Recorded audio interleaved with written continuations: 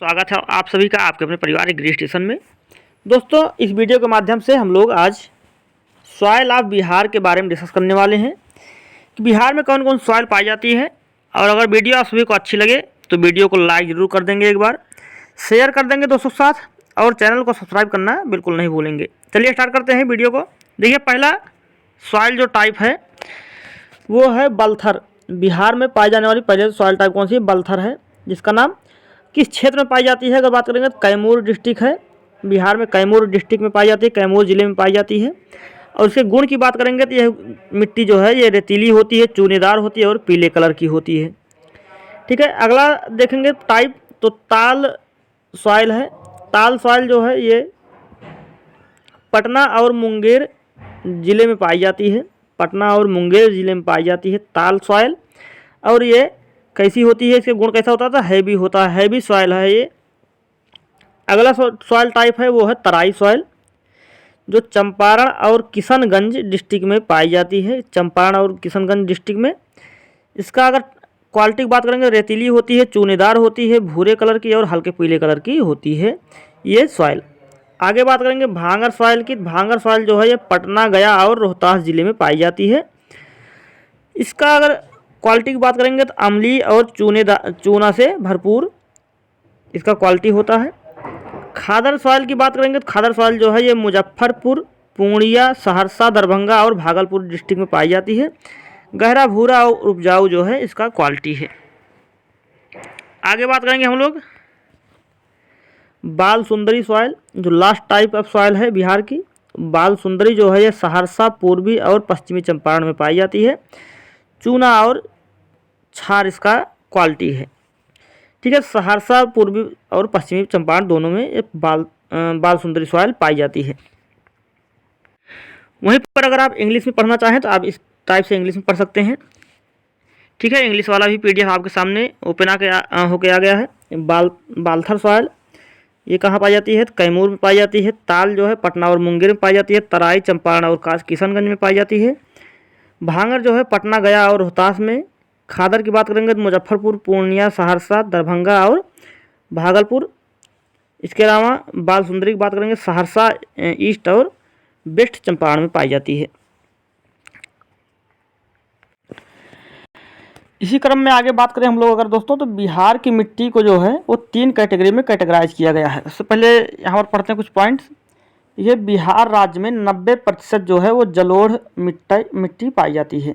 ठीक है, जलोढ़ मिट्टी पाई जाती है, जो गंगा नदी के उत्तर और दक्षिण के जलोढ़ मैदान में नदियों द्वारा लाए गए अवसादों से निर्मित है। ठीक है, गंगा नदी के द्वारा मेनली जो अवसाद लाए जाते हैं उनके द्वारा बिहार में जलोढ़ मिट्टी जो है वो पाई जाती है 90% अप्रॉक्स में। आगे बात करेंगे 3 प्रकार से मुख्यतः बिहार की मिट्टी को कैटेगराइज किया गया है। पहला उत्तर बिहार के मैदान की मिट्टी, दूसरा दक्षिण बिहार के मैदान की मिट्टी और तीसरा है दक्षिणी पठार की मिट्टी। अब एक एक करके तीनों के बारे में थोड़ा थोड़ा डिस्कस करते हैं। पहला उत्तर बिहार के मैदान की मिट्टी के बारे में देखते हैं। तो इस क्षेत्र की मिट्टी गंडक, बूढ़ी गंडक, महानंदा, कोसी, सरयू नदियों द्वारा लाए गए निक्षेपण अवसादों के कारण बनती है।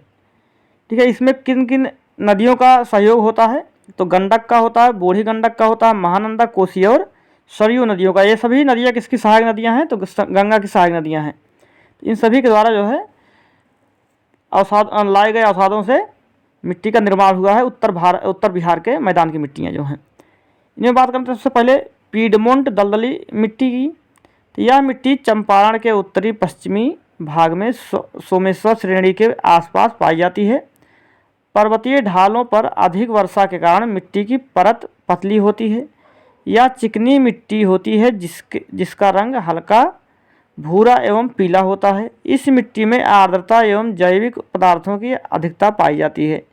इस मिट्टी में उपजाई जाने वाली प्रमुख फसल धान है। ठीक है, पीडमोंट दलदली मिट्टी में सबसे मुख्य फसल कौन सी उगाई जाती है? तो धान उगाई जाती है। ठीक है, यह मिट्टी जो है ये चंपारण क्षेत्र में मैक्सिमम पाई जाती है। ठीक है, और ये पर्वतीय ढालों पर अधिक वर्षा के कारण मिट्टी की परत पतली होती है। जो पर्वतीय ढाल जहाँ है वहाँ पर इसकी परत पतली है। अगला अगर बात करेंगे सॉइल टाइप की, तो तराई मिट्टी है। तराई मिट्टी की अगर बात करें हम लोग तो बिहार में तराई मिट्टी पश्चिमी चंपारण से किशनगंज तक भारत नेपाल सीमा के 8 से 10 किलोमीटर क्षेत्र में पाई जाती है।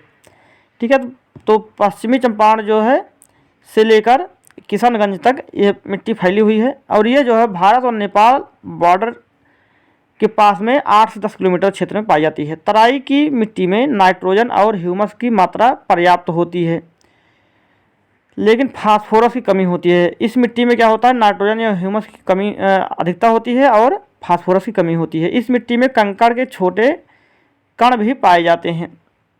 यह भूरे से पीले रंग की और प्रतिक्रिया में तटस्थ से मध्यम अम्लीय होती है।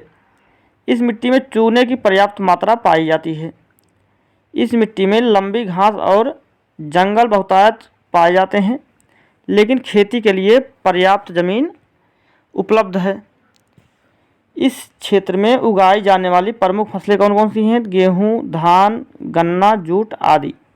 किस सॉइल में? तराई सॉइल में। इसमें नाइट्रोजन और ह्यूमस की अधिकता होती है और फास्फोरस की कमी होती है।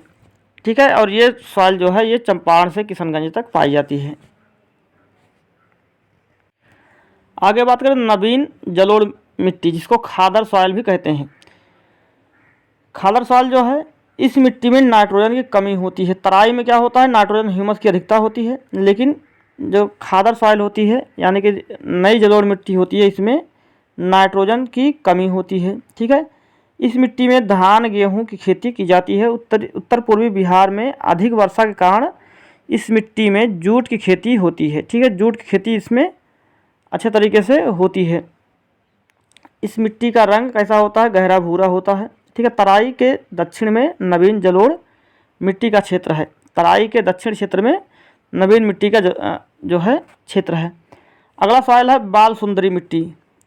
मुख्य रूप से किशनगंज, पूर्णिया, सहरसा, दरभंगा, मुजफ्फरपुर और पश्चिमी चंपारण जिले में दक्षिणी भागों में पाया जाता है। कौन सा? बाल सुंदरी मिट्टी। जो बाल सुंदरी मिट्टी है उसका दूसरा नाम पुरानी जलोढ़ मिट्टी भी है, यानी कि बिहार में पुरानी जलोढ़ मिट्टी को ही बाल सुंदरी मिट्टी भी कहते हैं। इस मिट्टी में 30% से अधिक चूने की मात्रा है, जो इसे क्षारीय, यानी कि बाल सुंदरी मिट्टी जो होती है क्षारीय प्रकृति की होती है। इस मिट्टी में मक्का, गेहूँ, धान, गन्ना, तंबाकू आदि की खेती की जाती है और इसके अलावा जितने भी फ्रूट क्रॉप्स होते हैं, फ्रूट क्रॉप्स के लिए बाल सुंदरी मिट्टी ज़्यादा उपयोगी है। अब नंबर दूसरा टाइप सॉइल जो है वो है दक्षिण बिहार के मैदान की मिट्टी। दक्षिण बिहार के मैदान की मिट्टी की बात करेंगे तो ये उत्तर गंगा के मैदान और दक्षिण पठार के बीच पाई जाती है। यह सोन, पुनपुन और फाल्गु नदियों द्वारा जमा जलोढ़ के कारण बनती है। करैल एवं केवाल मिट्टी की बात करते हैं तो यह दक्षिण बिहार की पुरानी जलोढ़ मिट्टी है। इसका रंग गहरा भूरा से लेकर पीला तक होता है। इस मिट्टी का विस्तार ताल क्षेत्र के दक्षिण में है। यह रोहतास से गया, औरंगाबाद, जहानाबाद, मुंगेर और भागलपुर में पाया जाता है। यह अत्यधिक उपजाऊ मिट्टी है। कौन सी? करैल और केवाल मिट्टी। इस मिट्टी की जल ग्रहण क्षमता अधिक होती है। यह चावल और रबी फसलों जैसे गेहूँ, अलसी, दलहन और चना के लिए सबसे उपयुक्त मानी जाती है। अगला सवाल है ताल सॉइल।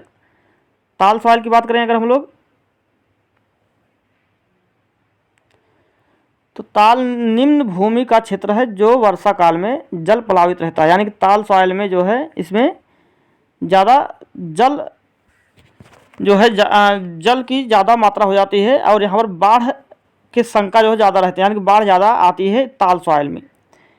यह मिट्टी बाढ़ से यानी पटना से भागलपुर तक गंगा नदी के दक्षिणी किनारे पर 8 से 10 किलोमीटर पट्टी में पाई जाती है। यह भूरे रंग की मोटे कण वाली मिट्टी है। इस मिट्टी में लगभग वही विशेषताएं हैं जो खादर मिट्टी में यानी कि नई जलोढ़ मिट्टी में होती है।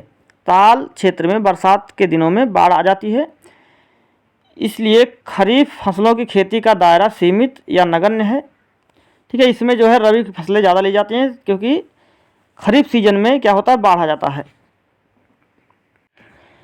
जो अगला सॉइल टाइप है वो है बलथर मिट्टी। यह मिट्टी छोटा नागपुर पठार और गंगा के दक्षिण मैदान के मिलन क्षेत्र में पाई जाती है। इस मिट्टी का विस्तार कैमूर से भागलपुर 5 से 15 किलोमीटर तक एक संकीर्ण पट्टी के रूप में पाया जाता है। इसे लाल पीली मिट्टी के नाम से भी जाना जाता है। लाल पीली मिट्टी किसे कहते हैं? बलथर मिट्टी को कहते हैं। इस मिट्टी में हल्के कंकड़ मिलते हैं और इसमें लाल रंग की क्या होती है? अधिकता होती है। आगे इस मिट्टी की प्रकृति कैसी होती है? तो अम्लीय होती है। बलथर मिट्टी की प्रकृति कैसी होती है? अम्लीय होती है। इस मिट्टी में जल ग्रहण क्षमता कम होती है। इस मिट्टी में लोहे के अंश अधिक पाए जाते हैं, इसलिए लाल होती है। ठीक है। अपरदन की अधिकता के कारण इस मिट्टी में कृषि की संभावना कम होती है। इस मिट्टी में सामान्यतः मोटे अनाज उगाए जाते हैं। बलथर मिट्टी में मुख्यतः कौन से अनाज? तो मोटे अनाज जैसे मक्का, ज्वार, बाजरा, आलू आदि। तीसरी कैटेगरी है दक्षिणी पठार की मिट्टी।